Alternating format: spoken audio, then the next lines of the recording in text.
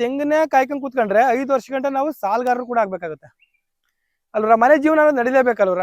ನಡಿಲೇಬೇಕು ಅಂದಾಗ ನಾವೇ ಮಾಡ್ಬೇಕು, ಸಾಲಗಾರ ಆಗ್ಬೇಕಾಗುತ್ತೆ.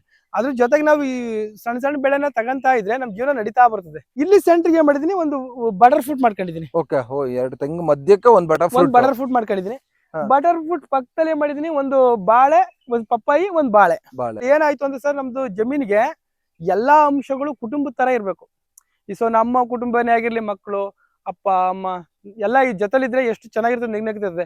ಬರೀ ಇಬ್ಬರು ಇದ್ರೆ ಏನಾಗುತ್ತೆ, ಚೆನ್ನಾಗಿರಲ್ಲ. ಇಲ್ಲಿ ಏನಾಗುತ್ತೆ ಅಂದ್ರೆ ಎಲ್ಲ ಒಂಥರ ಕುಟುಂಬ ತರ ಬೆಳಿತಾ ಇರ್ತವೆ ಗಿಡಗಳು. ಕಳೆ ಬರುತ್ತಲ್ಲ ಸರ್, ಆ ಕಳೆನ ತಗೊಂಡೋಗಿ ಒಂದ್ ಜಾಗಕ್ಕೆ ಇಟ್ಕೊಂಡು ನಾವು ಎರೆಹುಳ ಕೂಡ ಉತ್ಪತ್ತಿ ಮಾಡ್ಕೊತೀವಿ. ಆ ಎರೆಹುಳಿನ ಗೊಬ್ಬರ ಕೊಟ್ಟರು ಸಾಕು. NPK ಅಂದ್ರೆ ಇಷ್ಟೇ ಅಲ್ಲ ಸರ್, ಎರೆಹುಳಿನ ಗೊಬ್ಬರ ಒಂದಾಯ್ತು, ಮೀನಿನ ಕಷಾಯ ಒಂದಾಯ್ತು, ಇನ್ನ ಜೀವಾಮೃತ, ಇವೆಲ್ಲ NPK ಗಳನ್ನ ಇಲ್ಲೇ ಕೊಟ್ಬಿಟ್ಟು ಅಂದಂಗೆ ಆಯ್ತು. ಅವ್ರು ದುಡ್ಡು ಕೊಡ್ತಾರೆ, ನಾವ್ ಇಲ್ಲೇ ಮಾಡಿ ಕೊಡ್ತೀವಿ.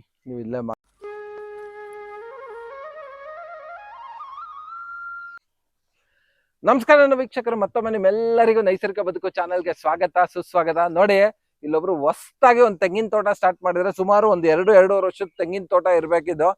ಅದರಲ್ಲಿ ಒಂದಷ್ಟು ನಿರಂತರ ಆದಾಯ ಬರುವಂತ ಒಂದಷ್ಟು ಗಿಡಗಳು ಹಾಕ್ತಾ ಇದಾರೆ. ಈ ಗಿಡಗಳು ಏನಕ್ಕೆ ಅಂದ್ರೆ, ಈ ತೆಂಗಿನ ಗಿಡ ದೊಡ್ಡದಾಗೋದ್ರೊಳಗಡೆ ರೈತರಿಗೆ ಏನಾದ್ರು ಒಂದಷ್ಟು ಆದಾಯ ಬರ್ಬೇಕಲ್ಲ, ಅದಕ್ಕೆ ಏನೇನೆಲ್ಲ ಬೆಳಿಬಹುದು ಅಂತ ಒಂದಷ್ಟು ಡೀಟೇಲ್ ಆಗಿ ಒಬ್ರು ಹೇಳಿದಾರೆ. ಬನ್ನಿ ಹೋಗೋಣ, ಆ ರೈತರ ಹತ್ರ ಮಾತಾಡೋಣ. ಮತ್ತೆ ವಿಡಿಯೋ ಸ್ಟಾರ್ಟ್ ಮಾಡಕ್ ಮುಂಚೆ ಯಾರ್ಯಾರೆಲ್ಲ ಹೊಸದಾಗಿ ಚಾನಲ್ ನೋಡ್ತಾ ಇದ್ರೆ ದಯವಿಟ್ಟು ಸಬ್ಸ್ಕ್ರೈಬ್ ಮಾಡ್ಕೊಳ್ಳಿ ಅಂತ ಹೇಳ್ತಾ, ಮತ್ತೆ ಬನ್ನಿ ಹೋಗೋಣ, ಆ ರೈತರ ಹತ್ರ ಮಾತಾಡೋಣ. ಯಾವ ತರ ಎಲ್ಲ ಈ ತರ ಒಂದಷ್ಟು ಸಮಗ್ರ ಕೃಷಿ ಮಾಡಬಹುದು, ಎರಡು ತೆಂಗಿನ ಮಧ್ಯ ಅಂತ ತಿಳ್ಕೊಳ್ಳೋಣ. ನಮಸ್ಕಾರ ಗೌಡ್ರ, ನಿಮ್ಮ ಪರಿಚಯ ಮಾಡ್ಕೊಳ್ಳಿ. ಸರ್, ನಮ್ಮ ಹೆಸರು KS ರಾಜೇಗೌಡ ಅಂತ, ಮಂಡ್ಲಿಕ್ನಳ್ಳಿ, ಕಿಕ್ಕೇರಿ ಹೋಬಳಿ, KR ಬೇಡ ತಾಲೂಕು.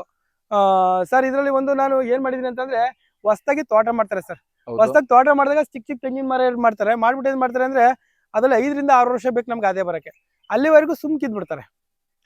ಆ ತರ ಇರೋದ್ರ ಬದಲು ನಾವಿಲ್ಲೊಂದು ಸಮಗ್ರ ಕೃಷಿ ಮಾಡ್ಕೊಂಡಿದ್ದೆ. ಆದ್ರೆ ಸೊ ಏನಪ್ಪಾ ಅಂತಂದ್ರೆ, ಈಗ 2 ತೆಂಗು ಮಾಡ್ಕೊಂಡಿರ್ತೀವಿ. ತೆಂಗಿನ ಸೆಂಟ್ರಿಗೆ ಅಲ್ಲಿ ಬಟರ್ ಫ್ರೂಟ್ ಮಾಡ್ಕೊಂಡಿದೀನಿ, ಒಂದು ಪಪ್ಪಾಯಿ, ಒಂದು ಬಾಳೆ ಮಾಡ್ಕೊಂಡಿದೀನಿ. ಇಲ್ಲಿ ಮತ್ತೆ ಈ ಜಾಗ ನನಗೆ ಗ್ಯಾಪ್ ಇದೆ ಸರ್. ಗ್ಯಾಪ್ ಇದೆ. ಈ ಗ್ಯಾಪ್ ಅಲ್ಲಿ ಏನ್ ಮಾಡಿದೀನಿ ಅಂದ್ರೆ, ಅಲ್ಲೊಂದು ಟ್ರಂಚು, ಇಲ್ಲೊಂದು ಟ್ರಂಚು, ಇಲ್ಲೊಂದು ಟ್ರಂಚ್, ಅಲ್ಲೊಂದು ಟ್ರಂಚ್ ಮಾಡ್ಕೊಂಡಿದೀನಿ. ಈ ಟ್ರಂಚ್ಗೆ ಏನ್ ಮಾಡಿದೀನಿ ಅಂತ ಅಂದ್ರೆ, ಒಂದು ಇದು ಬೆಟ್ಟದ್ನಲ್ಲಿ ಆ ಬೆಟ್ಟದ್ನಲ್ಲಿಗೂ 30 ಅಡಿ ಮಾಡ್ಕೊಂಡಿದೀನಿ. ಮತ್ತೆ ಸೆಂಟ್ರಿಗೆ ಒಂದು ನಿಂಬೆ ಮಾಡ್ಕೊಂಡಿದೀನಿ ಸರ್. ನಿಂಬೆ ಮಾಡ್ಕೊಂಡಿದೀನಿ. ಈ ನಿಂಬೆಗೂ ಇದಕ್ಕೂ 15 ಅಡಿ ಇದೆ ಸರ್. ಅದ್ರ ಜೊತೆಗೆ ನಮ್ಗೆ ಆದಾಯ ನಿರಂತರವಾಗಿ ಬರ್ಬೇಕು ಅಂದ್ರೆ, ಒಂದು ಬಾಳೆ, ಒಂದು ಪಪ್ಪಾಯಿ. ಹಣ್ಣು ಆಗ್ತಿದೆ, ಬರ್ತಾ ಇದೆ. ಇನ್ನ ಇದ್ ಮುಗಿತಿದಂಗೆ ನಮ್ಗೆ ಇದ್ರ ಸೆಂಟ್ರಿಗೆ ಅದಕ್ಕಿಂತ ಮೊದ್ಲು ಏನ್ ಮಾಡ್ಕೊಂಡಿದೆ ಅಂದ್ರೆ ಸರ್, ನೀವು ಇಲ್ಲಿ ನೋಡ್ಬೋದು, ತಗರಿ ಕಡ್ಡಿ. ಇದು ಮೊದ್ಲು ನಾವು ಜೋಳ ಮಾಡ್ಕೊಂಡಿದ್ದೆ. ಜೋಳದ ಸೆಂಟ್ರಲ್ಲಿ ತಗರಿ ಮಾಡ್ಕೊಂಡಿದ್ದೆ. ಜೋಳನ 3 ತಿಂಗಳಿಗೆ ತಗೋಬಿಟ್ಟೆ. ಆಮೇಲೆ ತಗರಿನೂ ಕೂಡ 8-9 ತಿಂಗಳಿಗೆ ತಗೊಂಡೆ. ಈಗ ನಮ್ಗೆ ಪಪ್ಪಾಯಿ ಸ್ಟಾರ್ಟ್ ಆಗಿದೆ. ಪಪ್ಪಾಯಿ ಮುಗಿತಿದಂಗೆ ಬಾಳೆ ಸ್ಟಾರ್ಟ್ ಆಗುತ್ತೆ. ಇವೆಲ್ಲ ಮುಗಿತಿದಂಗೆ ನಮ್ಗೆ ಇವೆಲ್ಲ ಬರ್ತವೆ. ಆಗ ನಮ್ಗೆ ತೆಂಗು ಆದಾಯಕ್ಕೆ ಬರ್ತದೆ. ಆಗ ನಮ್ಗೆ ನಿರಂತರವಾಗಿ ಆದಾಯ ಬರ್ತದೆ. ನಾವೀಗ ತೆಂಗನ್ನೇ ಕಾಯ್ಕೊಂಡ್ ಕೂತ್ಕೊಂಡ್ರೆ 5 ವರ್ಷ ಗಂಟ ನಾವು ಸಾಲಗಾರರು ಕೂಡ ಆಗ್ಬೇಕಾಗುತ್ತೆ ಅಲ್ರ. ಮನೆ ಜೀವನ ನಡಿಲೇಬೇಕಲ್ವ್ರ. ನಡಿಲೇಬೇಕು ಅಂದಾಗ ನಾವೇ ಮಾಡ್ಬೇಕು, ಸಾಲಗಾರ ಆಗ್ಬೇಕಾಗುತ್ತೆ. ಅದ್ರ ಜೊತೆಗೆ ನಾವು ಈ ಸಣ್ಣ ಸಣ್ಣ ಬೆಳೆನ ತಗಂತಾ ಇದ್ರೆ ನಮ್ ಜೀವನ ನಡೀತಾ ಬರ್ತದೆ. ಆಮೇಲೆ ನಮ್ಗೆ ತೆಂಗು ಬಂದ್ಮೇಲೆ ಸುಖ ಜೀವನ ಆಗುತ್ತೆ. ಅದ್ರ ಜೊತೆಗೆ ನಮ್ದು ಇವೆಲ್ಲ ಬರ್ತವಲ್ಲ, ನಿಂಬೆ, ಇವೆಲ್ಲ ಲೈಫಲ್ಲಿ ಇರ್ತವೆ. ನಿಂಬೆ, ಆಮೇಲೆ ಇದು ನೆಲ್ಲಿ ಗಿಡ, ಬೆಟ್ಟದ ನೆಲ್ಲಿ ಗಿಡ ನೋಡಿ, ಇದು ಬೆಟ್ಟದ ನೆಲ್ಲಿ ಗಿಡ. ಇವೆಲ್ಲ ನಮ್ಗೆ ಆದಾಯಕ್ಕೆ ಬಂದ್ಬಿಡ್ತವೆ. ಇವೆಲ್ಲ ಆದಾಯಕ್ಕೆ ಬಂದಾಗ ನಮ್ಗೆ ಇವು ಲೈಫಲ್ಲಿ ಉಳಿತವೆ. ಮತ್ತೆ ಆದಾಯ ಅನ್ನೋದು ಜಾಸ್ತಿ ಆಗ್ತಾ ಇರ್ತದೆ. ಆಗ ಗೌಡ್ರ, ಇದ್ರಲ್ಲಿ ಈ ಒಂದ್ ತೆಂಗಿಗೆ ಏನ್ ಅಂತರ ಇದೆ ಗೌಡ್ರ? ನೀವು ಸರ್, ಈ ತೆಂಗಿಗೂ 30 ಅಡಿ ಇದೆ ಸರ್. 30ಕ್ಕೂ ಜಾಸ್ತಿನೇ ಇದೆ. 30ಕ್ಕೂ ಜಾಸ್ತಿ ಇದೆ. ಇಲ್ಲಿ ಸೆಂಟ್ರಿಗೆ ಏನ್ ಮಾಡಿದೀನಿ, ಒಂದು ಬಟರ್ ಫ್ರೂಟ್ ಮಾಡ್ಕೊಂಡಿದೀನಿ. ಎರಡು ತೆಂಗು ಮಧ್ಯಕ್ಕೆ ಒಂದು ಬಟರ್ ಫ್ರೂಟ್ ಮಾಡ್ಕೊಂಡಿದೀನಿ. ಬಟರ್ ಫ್ರೂಟ್ ಪಕ್ಕದಲ್ಲಿ ಏನ್ ಮಾಡಿದೀನಿ, ಒಂದು ಬಾಳೆ, ಒಂದು ಪಪ್ಪಾಯಿ, ಒಂದು ಬಾಳೆ. ಇದು ಹೋಗುತ್ತೆ.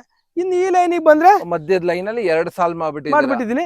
ಇಲ್ಲಿ ಒಂದು ಬೆಟ್ಟದಲ್ಲಿ ಮತ್ತೆ ಒಂದು ನಿಂಬೆ, ಸೆಂಟ್ರಿಗೆ ಒಂದು ಪಪ್ಪಾಯಿ, ಬಾಳೆ.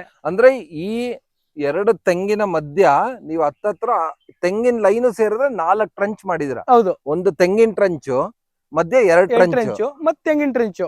ಮತ್ತೆ ಯಾವ್ದೇ ತೆಂಗಿನ ಮರ ಸೆಂಟ್ರಿಗೂ ಒಂದು ಬಟರ್ ಫ್ರೂಟ್, ಅದ್ರ ಸೆಂಟ್ರಿಗೆ ಒಂದು ಬಾಳೆ, ಒಂದು ಪಪ್ಪಾಯಿ ಸೆಂಟ್ರಲ್ಲಿ. ಮತ್ತೆ ಈ ಜಾಗದಲ್ಲಿ ಮತ್ತೆ 2 ಲೈನ್ ಮಾಡ್ಕೊಂಡಿದೀನಿ. ಇದೀಗ ನಾನು ತೊಗರಿ ತಗೊಂಡಿದೀನಿ. ಆಲ್ರೆಡಿ ತೊಗರಿ ಬಂದಿದೆ. ಇಲ್ಲಿ ತೊಗರಿ ತಗೊಂಡಾದ್ಮೇಲೆ ಜೋಳ ಮೊದಲು ತಗೊಂಡಿದ್ದೆ, ತೊಗರಿ ತಗೊಂಡಿದ್ದೀನಿ. ಇದ್ರಲ್ಲಿ ಏನಾಯ್ತು ಅಂದ್ರೆ ಸರ್, ನಮ್ದು ಜಮೀನಿಗೆ ಎಲ್ಲಾ ಅಂಶಗಳು ಕುಟುಂಬದ ತರ ಇರ್ಬೇಕು. ಸೊ ನಮ್ಮ ಕುಟುಂಬನೇ ಆಗಿರ್ಲಿ, ಮಕ್ಕಳು, ಅಪ್ಪ ಅಮ್ಮ ಎಲ್ಲ ಈ ಜೊತೆಲಿದ್ರೆ ಎಷ್ಟು ಚೆನ್ನಾಗಿರ್ತದೆ, ನಗ್ನಗ್ತಿರ್ತದೆ. ಬರೀ ಇಬ್ರೆಲ್ಲ ಇದ್ರೆ ಏನಾಗುತ್ತೆ ಇಲ್ಲಿ ಚೆನ್ನಾಗಿರಲ್ಲ. ಇಲ್ಲಿ ಏನಾಗುತ್ತೆ ಅಂದ್ರೆ ಎಲ್ಲ ಒಂಥರ ಕುಟುಂಬ ತರ ಬೆಳಿತಾ ಇರ್ತವೆ ಗಿಡಗಳು. ಈಗ ಒಂದು ನೀವ್ ಹೇಳ್ಬೋದು, ಇದು ಏಕದಳ ಒಂದು, ದ್ವಿದಳ ಒಂದು ಆಯ್ತು. ಇನ್ನ ಇದು ಬ್ರೌಸ್ ಬೀಜ ಅಂತ ನಿಮಗೆ ಗೊತ್ತು. ಇನ್ನು ಇದು ಬೀಜ ಇಲ್ಲದ್ದು ಅಂತಾನು ಕೂಡ ಗೊತ್ತು. ಇನ್ನ ಇದು ಹುಳಿ, ಮತ್ತೆ ಇದು ಬಟರ್ ಫ್ರೂಟ್ ಸ್ವೀಟ್, ಇದು ಮೆಡಿಸಿನ್ ಪ್ಲಾಂಟ್ಸ್, ಹಾಗೆ ಒಂದು ಅಡಿಕೆ, ಮತ್ತೆ ಒಂದು ಇದು ಅಂಜೂರ. ಇವೆಲ್ಲ ಏನಾಗುತ್ತೆ, ಇವೆ ಎಲೆಗಳೆಲ್ಲ ಇಲ್ಲೇ ಇದಾಗುತ್ತೆ. ಇದ್ರ ಜೊತೆ ನಾವು ಜೀವಾಮೃತ, ದಶಪರ್ಣಿ ಕಷಾಯ ಅನ್ನೋದು ಕೊಟ್ಬಿಟ್ರೆ ಇನ್ ಯಾವ್ದೇ ಒಂದು ಮೆಡಿಸಿನ್ ಕೂಡ ಬೇಕಾಗಿಲ್ಲ, ಯಾವ ಗಿಡಕ್ಕೆ ಒಂದು ಗೊಬ್ಬರನು ಬೇಕಾಗಿಲ್ಲ. ಎರೆಹುಳ, ಈಗ ಇದ್ರಲ್ಲೇ ನಮ್ದು ಹೆಚ್ಚಾಗಿದಂತ ಎರೆಹುಳು ಇದು ಕಳೆ ಬರುತ್ತಲ್ಲ ಸರ್, ಆ ಕಳೆನ ತಗೊಂಡೋಗಿ ಒಂದ್ ಜಾಗಕ್ಕೆ ಇಟ್ಕೊಂಡು ನಾವು ಎರೆಹುಳ ಕೂಡ ಉತ್ಪತ್ತಿ ಮಾಡ್ಕೊತೀವಿ. ಆ ಎರೆಹುಳಿನ ಗೊಬ್ಬರ ಕೊಟ್ಟರು ಸಾಕು. NPK ಅಂದ್ರೆ ಇಷ್ಟೇ ಅಲ್ಲ ಸರ್, ಎರೆಹುಳಿನ ಗೊಬ್ಬರ ಒಂದಾಯ್ತು, ಮೀನಿನ ಕಷಾಯ ಒಂದಾಯ್ತು, ಇನ್ನ ಜೀವಾಮೃತ, ಇವೆಲ್ಲ NPK ಗಳನ್ನ ಇಲ್ಲೇ ಕೊಟ್ಬಿಟ್ಟು ಅಂದಂಗೆ ಆಯ್ತು. ಅವ್ರು ದುಡ್ಡು ಕೊಡ್ತಾರೆ, ನಾವ್ ಇಲ್ಲೇ ಮಾಡಿ ಕೊಡ್ತೀವಿ. ನೀವು ಇಲ್ಲೇ ಮಾಡಿ ಕೊಡ್ತೀವಿ. ಗಿಡಗಳು ಕೂಡ ನೋಡಿ ಹೆಲ್ತಿಗೆ ಇರ್ತವೆ. ಹೌದು ರಿಯಲಿ ತುಂಬಾನೇ ಸಖತ್ತಾಗಿ ಬಂದಿದೆ ಗೌಡ್ರ ಎಲ್ಲಾನು. ಇವನ್ ಕೆಲವರೆಲ್ಲ ಹೇಳ್ತಾರೆ ಈ ತರ ಕಲ್ಲಿನ ಭೂಮಿಯಲ್ಲಿ ಬಾಳೆ ಬರಲ್ಲ ಅಂತ. ಇಲ್ಲಿ ನೋಡಿದ್ರೆ ಯಾವ ಒಂದು ಬಾಳೆನೂ ಒಂಥರ ಕುಂಠಿತನೇ ಆಗಿಲ್ಲ. ಯಾಕಂದ್ರೆ ನನ್ ಜಮೀನಲ್ಲಿ ನಾವು ಬಾಳೆ ಹಾಕೋಣ ಅನ್ಕೊಂಡಾಗ ಸ್ಟಾರ್ಟಿಂಗ್ ಕಲ್ ಭೂಮಿಲಿ ಬರುತ್ತಾ ಅಂದ್ರೆ ನೋಡಿ ಎಷ್ಟ್ ದಪ್ಪ ಇದೆ ಕಲ್ಲು. ಬಟ್ ಎಲ್ಲಾ ಕಡೆ ಬರೀ ಇದೊಂಥರ ಇಟ್ಟು ಕಲ್ಲು ಅನ್ಸುತ್ತಲ್ಲ ಗೌಡ್ರ. ಸರ್ ಇಲ್ಲಿ ಬನ್ನಿ ಸರ್, ಕಲ್ಲು ನೋಡಿ. ಇಲ್ಲಿ ಸರ್ ಇದಲ್ಲ ಸರ್, ಇದು ಎಷ್ಟು ಬಾಗಿದ್ ನಮ್ಮ ಮಕ್ಳುಗಳು ಇವತ್ತುವೆ ಇದ್ ಮಾಡ್ತಾರೆ ನೋಡಿ, ಅಲ್ಲೆಲ್ಲ ಕಲ್ಲುಗಳೆಲ್ಲ ಕಲ್ಲು. ಅಲ್ಲ ಇಂತ ಕಲ್ ಭೂಮಿಯಲ್ಲೂ ಇಷ್ಟ ಚೆನ್ನಾಗ್ ಬರ್ತಿದೆ. ಎಷ್ಟೋ ಭೂಮಿಗಳು ಸಕ್ಕದಾಗಿರುತ್ತೆ ಅಂದ್ರೂ ಜನ ಬೆಳೆ ಬೆಳೆಯಲ್ಲ ಗೌಡ್ರ. ಸರ್ ಈ ಮಣ್ಣನ್ನ ಕಲ್ಲನ್ನ ಏನೋ ಒಂದ್ ಮಾಡ್ಲೇಬೇಕು, ಕೆಲಸ ಶ್ರಮದಿರ್ತದೆ. ಬಟ್ ಕಲ್ಲು ಅಂತ ಬಿಡಬಾರ್ದು. ಕಲ್ನಲ್ಲಿ ಕೂಡ ಇನ್ನೊಂದ್ ಏನ್ ಬೇಕು ಸರ್, ಕಲ್ನಲ್ಲಿ ಕೂಡ ಬೆಳೆ ಬರ್ತದೆ. ಇನ್ನೊಂದ್ ಹೇಳ್ಬೇಕು ಅಂತಂದ್ರೆ ನನ್ನ ಒಂದು ವೈಯಕ್ತಿಕವಾಗಿ ಹೇಳ್ತೀನಿ, ಈ ಕಲ್ಲಡಿಲಿ ಶೀತಾಂಶ ಇರ್ತದೆ. ಸೊ ಬಿಸಿಲು ಬಂದಿದ್ದು ಕಲ್ ಮ್ಯಾಗ ಬೀಳ್ತದೆ, ಕಲ್ಲು ಅಡಿಗೆ ಬೀಳಲ್ಲ. ಮಣ್ಣು ನಾವು ಲೂಸ್ ಮಾಡ್ಬೇಕು ಜಮೀನಲ್ಲಿ. ಆ ಲೂಸ್ ಮಾಡಿದ್ರೆ ನಮ್ಗೆ ಅಡಿಲಿ ಶೀತಾಂಶ ಇರ್ತದೆ. ಅದೇ ನಾವು ಟೈಟ್ ಮಾಡಿದ್ರೆ ಶೀತಾಂಶ ಇರೋದಿಲ್ಲ. ಅಂದ್ರೆ ಕೆಳಗಿಂದ ನೀರು ಬಿಸಿಲು ಬೀಳ್ತೀವಿ. ಬೇಸಿಗೆ ಟೈಮಲ್ಲಿ ಏನ್ ಮಾಡ್ತಾರೆ ಅಂದ್ರೆ ಕೆಲವರು ನೀರ್ ಬಿಟ್ಬಿಟ್ಟು ಕಲ್ ಮಾಡ್ಬಿಡ್ತಾರೆ. ಕಲ್ ಮಾಡೋದ್ರಿಂದ ಒಂದು ವಾರಕ್ಕೆ 2 ಸಲ ನೀರು ಕೊಡ್ಬೇಕು. ನಾವು ಭೂಮಿನ ಲೊಳು ಇಟ್ಕೊಂಡ್ರೆ ನಾವು ಜಮೀನಿಗೆ ಕಮ್ಮಿ ಅಂದ್ರೂ 15 ದಿನಕ್ಕೆ ಒಂದ್ ಅದ ಕೊಟ್ರು ನಡೀತದೆ. ನೀರ್ ಬಿಟ್ಟು ಒಂದ್ ಕಲ್ ತರ ಗಟ್ಟಿ ಮಾಡ್ಬಿಡ್ತಾರೆ ಭೂಮಿನ ಅಂತ. ಆ ಕಲ್ಲು ಗಟ್ಟಿ ಆದಾಗ ಏನಾಗುತ್ತೆ ಗೊತ್ತಾ ಸರ್, ಬಿಸಿಲು ಸೂರ್ಯನ ಕಿರಣಗಳು ಡೈರೆಕ್ಟ್ ಆಗಿ ಬಂದು ಭೂಮಿ ಬೀಳ್ತವೆ. ಬಿತ್ತ ತಕ್ಷಣ ಏನ್ ಮಾಡುತ್ತೆ, ಸಂಜೆ ಗಂಟೆ ಒಣಗೋಗುತ್ತೆ. ಒಣಗೋದಾಗ ಮೇಲೆ ನೈಟ್ ಟೈಮ್ ಏನ್ ಮಾಡುತ್ತೆ, ಈ ನೀರಿನ ಅಂಶನ ಇಲ್ಲಿಗೆ ಎಳ್ಕೊ ಬರುತ್ತೆ. ಮತ್ತೆ ನಾಳೆಗೆ ಬಿಸಿಲು ಡೈರೆಕ್ಟ್ ಆಗಿ ಬೀಳ್ತದೆ, ಮತ್ತೆ ನೀರಿನ ಅಂಶ ಇರ್ತದೆ. ಅದೇ ಬೇಗ ನೀರಿನ ಅಂಶ ಭೂಮಿ ಒಳಗಿಂದ ತೆಗಿತದೆ. ಅದೇ ನಾವು ಇಲ್ಲಿ ಲೂಸ್ ಮಾಡ್ಬಿಟ್ರೆ, ಕಲ್ಲು ಏನೇ ಲೂಸ್ ಮಾಡ್ಬಿಟ್ರೆ ನಾವು ಬಿಸಿಲು ಇದು ಬೀಳ್ತದೆ. ನೀವು ಉದಾಹರಣೆಗೆ ಎಲ್ಲಾರ ಒಂದು ಮರಳಿನ ಜಾಗಕ್ಕೆ ಹೋದ್ರೆ ಮರಳು ಕಾಲಿಡಕ್ಕಾಗಲ್ಲ, ಅಷ್ಟು ಸುಡ್ತಾ ಇರ್ತದೆ. ಬಟ್ ಇಷ್ಟುದ್ದ ಬಗೆರೆ ನೀರಿನಂಶ ಇರುತ್ತೆ. ಹೌದು, ಅಂದ್ರೆ ಬಿಸಿಲು ಕಿರಣಗಳನ್ನ ಕೆಳಗೆ ತಗೊಳ್ಳೋದಿಲ್ಲ, ಅದು ಅಲ್ಲೇ ನಿಲ್ಲಿಸ್ತದೆ. ಕೆಳಗಡೆ ನೀರಿನ ಅಂಶನೂ ಅಲ್ಲಿಗೆ ನಿಲ್ಲಿಸ್ತದೆ. ಸೆಂಟ್ರಿಕ್ ಗ್ಯಾಪ್ ಅಲ್ಲಿ ಮಾತ್ರ ಅದು ಇದು ಮಾಡಿರ್ತದೆ. ಇದು ಭೂಮಿ ಹಂಗಲ್ಲ ಸರ್, ಭೂಮಿ ಕೆಳಗಡೆಯಿಂದ ನೀರಿನ ಅಂಶನೇ ಎಳಿತಾ ಇರ್ತದೆ. ಕಲ್ಲಾದ್ರೂ ಮಾತ್ರ, ಲೂಸ್ ಆಗಿದ್ರೆ ಎಳೆಯೋದಿಲ್ಲ. ಆಗ ನಾವು ನೀರಿನ ಅಂಶನೇ ಕಮ್ಮಿ, ಈ ಹನಿ ನೀರಾವರಿ ಸ್ಪ್ರಿಂಕ್ಲರ್ ಟೈಪ್ ಅಲ್ಲಿ ಕೊಟ್ರೆ ಅದನ್ನ ಮೇಂಟೈನ್ ಮಾಡ್ಬೋದು. ಬಿಡ ನೀರಿನಲ್ಲಿ ಅದು ಟೈಟ್ ಆಗುತ್ತೆ ಕಲ್ಲು. ನಿಜವಲ್ಲೂ ಸಖದ ಮಾಡಿದ್ರ ಗೌಡ್ರ. ಅದಕ್ಕೆ ಅನ್ಸಿದೆ ನಿಮ್ಗೆ ಸಾಕಷ್ಟು ಪ್ರಶಸ್ತಿಗಳು ಸಿಕ್ಕಿರೋದು. ಒಂದ್ ಚಿಕ್ಕದಾದಂತ ಜಾಗನೂ ಬಿಡಲ್ಲ ನೀವು. ನಿಜ ನೋಡಿ ನನಗೆ ಸಿಕ್ಕಾಬಡೆ ಖುಷಿ ಆಯ್ತು. ನೋಡಿದ್ರಲ್ಲ ವೀಕ್ಷಕರು ಯಾವ ತರ ಇದೆ ಅಂತ.